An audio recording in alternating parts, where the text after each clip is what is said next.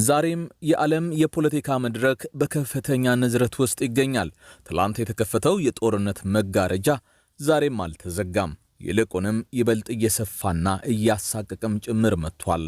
ኦፕሬሽን ኤፒክ ፊውሪ በሚል ምስጢራዊ ስያሜ በአሜሪካና በእስራኤል የተጀመረው መጠነ ሰፊ የአየር ላይ ጥቃት በሁለተኛ ቀኑም በተጠናከረ ሁኔታ ቀጥሏል። ዛሬ ሶስተኛ ቀኑን ይዟል። የአያቶላ አልሐመኔን ድንገተኛ መገደል ተከትሎ የተቀሰቀሰው የበቀል እሳት መላውን የመካከለኛው ምስራቅ ቀጠና ወደማያባራ የጦርነት አውድማነት እየለወጠውም ይገኛል። ዓለም እስትንፋሷን ወጣ የዚህን ደም አፋሳሽ የቼዝ ጨዋታ ቀጣይ እርምጃ በድንጋጤ እየተከታተለች ነው። አሜሪካ በፕሬዝዳንቷ ዶናልድ ትራምፕ በኩል በሰጠችው መግለጫ የጦርነቱ ግብ እስኪሳካ ድረስ ወደ ኋላ አልልም ብላለች። ዘመቻው በ4 ሳምንታት ወይም ከዛ ባነሰ ጊዜ ውስጥ እንደሚጠናቀቅ የገለጹት ፕሬዝደንቱ ኢራን የበቀል እርምጃዋን የምትቀጥል ከሆነ ከዚህ ቀደም ታይቶ በማይታወቅ ኃይል እንደምትመታ ጠንካራ ማስጠንቀቂያ ሰጥተዋል። በሌላ በኩል ግን አዲስ ከሚቋቋመው የኢራን አመራር ጋር ወደፊት ለድርድር ሊቀመጡ እንደሚችሉ ፍንጭ ሰጥተዋል። ቃላቸውን በተግባር ለመዋልም የአሜሪካ ማዕከላዊ እዝ የዓለማችንን ዘመናዊ B2 ወይም B2 ስቴልዝ ቦምበርስ የተሰኙትን ስውር የቦምብ ጣይ አውሮፕላኖች ተጠቅሟል። እነዚህ አውሮፕላኖች 2000 ፓውንድ የሚመዝኑ ግዙፍና አውዳሚ ቦምቦችን ጥልቀት ባላቸው የኢራን ባሊስቲክ ሚሳኤል ማምረቻዎችና ወታደራዊ ማዕከላት ላይ አዝንበዋል። ይሁን እንጂ ይህ እርምጃ በአሜሪካ የውስጥ ፖለቲካ ትልቅ እሳት አያይዟል። ጥቃቱ የኮንግረስን ይሁንታ ያላገኘ በመሆኑ በርካታ ሕግ አውጪዎች እርምጃውን የሕገ መንግሥቱን አንቀጽ 1 የሚጥስ ነው በማለት አጥብቀው እየተቃወሙት ይገኛሉ። ይህ የፖለቲካ መከፋፈል በዋሽንግተን ኮሪደሮች ውስጥ ከፍተኛ ውጥረትንም ፈጥሯል። በቴህራን በኩል ያለው ሁኔታ እጅግ አስጨናቂና በውዥንብር የተሞላ ነው። ለ35 ዓመታት ሀገሪቱን በብረት መዳፍ ሲመሩ የነበሩትን የ86 ዓመቱን አያቶላ ሐመኔን እንደዚሁም ከ40 በላይ ከፍተኛ የጦር መኮንኖችን ያጣቸው ኢራን የስልጣን ክፍተቱን ለመሙላት ተገዳለች። አገሪቱን ከውድቀት ለመታደግ ፕሬዝደንት ማሱድ ፔዜሽኪያንን የፍትህ አካላት ኃላፊውንና አንድ ከፍተኛ የሃይማኖት አባትን ያካተተ ጊዜያዊ የአመራር ምክር ቤት ቴምፖራሪ ሊደርሺፕ ካውንስል በአስቸኳይ ተቋቁሟል። የአሜሪካና የእስራኤል ጥምር ጦር ኢላማውን ወደ ኢራን የውስጥ ደህንነትና የፖለቲካ ተቋማት ማዞሩ ይበልጥም ግልጽ ሆኗል። የኢራን አብዮታዊ ዘብ IRGC የቴህራን ደህንነት ኃላፊ የሆነው ሳራላህ ዋና መምሪያ በከባድ ሁኔታ መደብደቡ የጥቃት ዋና ዓላማ የኢራንን መንግሥት ሥርዓት ሙሉ በሙሉ መገርሰስ መሆኑን የሚያሳይ አድርገው የወሰዱት በርካቶች ናቸው።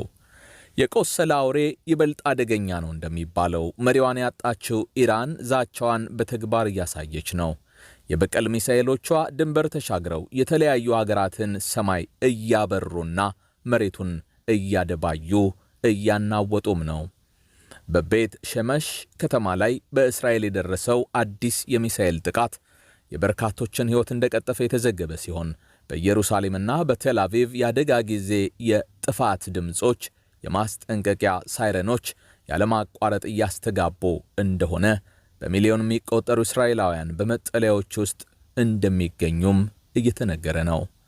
የኢራን ቁጣ በእስራኤል ብቻ አላበቃም። የተባበሩት አረብ ኤምሬትስ ዱባይ የደረሰባትን ከባድ ጥቃት ተከትሎ ሁሉንም የአየር በረራዎች አቋርጣለች።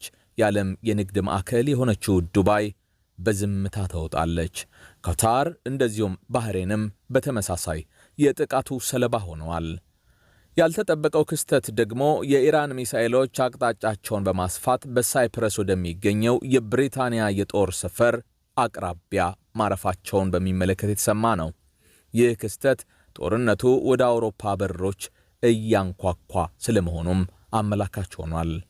ይህንን የኢራን እርምጃ ፈረንሳይ፣ ጀርመን እንደዚሁም እንግሊዝ ጥንቃቄ የጎደለው አውዳሚና ተመጣጣኝ ያልሆነ ሲሉ በጽኑ አውግዘው ራሳቸውንና አጋሮቻቸውን ለመከላከል ወታደራዊ እርምጃ ሊወስዱ እንደሚችሉም አስጠንቅቀዋል።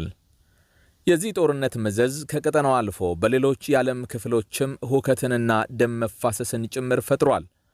በፓኪስታን ካራቺ ከተማ በሚገኘው የአሜሪካ ቆንጽላ ጽሕፈት ቤት ፊት ለፊት የተቃውሞ ሰልፍ ያደረጉ የኢራን ደጋፊዎች በፈጠሩት ግጭትና ባነደዱት እሳት ቢያንስ 8 ሰዎች ሕይወታቸውን ማጣታቸውም ተነግሯል። የፔንታገን መረጃ እንደሚያመለክተው ጦርነቱ ለአሜሪካም ካለ ዋጋ አልተገኘም። እስካሁን ባለው ሪፖርት 3 የአሜሪካ ወታደሮች ሲገደሉ 5 የሚሆኑ ደግሞ በከባድ ሁኔታ ቆስለዋል። የሰው ልጅ በስልጣኔ ማማ ላይ በወጣበት በዚህ ዘመን ሰላምን ለማምጣት ጦርነትን እንደ ብቸኛ አማራጭ ሲጠቀም ማየት እጅግ ልብ ይሰብራል ነው የሚሉት በርካቶች። የፖለቲካ ጠረጴዛዎች ፈርሰው የጦር አውድማዎች ተተክተዋል። ትላንትና በዲፕሎማሲ ቋንቋ ይነጋገሩ የነበሩ ዓለም አቀፍ መሪዎች ዛሬ በሚሳኤል በድሮን እንደዚሁም በቦምብ ቋንቋ ብቻ እየተግባቡ እየተጣሉም ነው። የመካከለኛው ምስራቅ ሰማይ በጥላቻ በባሩድና በጢስ ደምቋል። የንጹሐን ዜጎች እንባ እንደ ዝናብ እየዘነበም ይገኛል። ነጻነት፣ ደህንነትና የሥርዓት ለውጥ በሚሉ ስሞች የሚካሄደው ይህ አውዳሚ ዘመቻ የኢራንን ሕዝብ ወደ ብርሃን ያወጣዋል ወይስ ቀጠናውንና መላውን ዓለም ወደማያባራ የጨለማ ገደል ይወረውረዋል? የዚህ ደም አፋሳሽ የቼዝ ጨዋታ ማብቂያስ የትና እንዴት ይሆን? ሁሉንም ጊዜ የሚፈታው ይሆናል። ቀናችሁ ያማረ ይሁን ተመልካቾች። ስላደመጣችሁኝ አመሰግናለሁ። ወደ ኋላ ላይ ከተጨማሪ መረጃዎች ጋር መመለስ ይሆናል።